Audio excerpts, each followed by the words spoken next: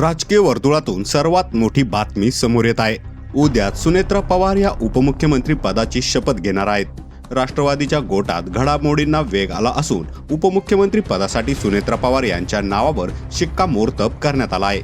महाराष्ट्राला पहिल्या महिला उपमुख्यमंत्री मिळणार आहेत। उद्या सकाळी 11 वाजता राष्ट्रवादीच्या सर्व आमदारांची मुंबईत महत्त्वाची बैठक होणार आहे। त्यानंतर सायंकाळी सुनेत्रा पवार या उपमुख्यमंत्री पदाची शपथ घेणार आहेत। अजित पवार यांचे राजकीय सल्लागार नरेश अरोरा यांनी या संदर्भात सुनेत्रा पवार यांच्यासोबत चर्चा केली।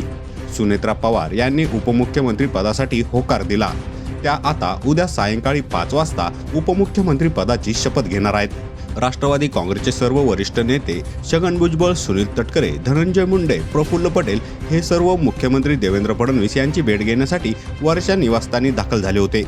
वर्षा निवासस्थानी बैठक झाली आणि या बैठकीनंतर अखेर सुनेत्रा पवार यांच्या नावावर उपमुख्यमंत्री पदासाठी शिक्कामोर्तब करण्यात आला। या व्हिडिओवर तुम्हाला काय वाटतं ते कमेंट करून नक्की सांगा।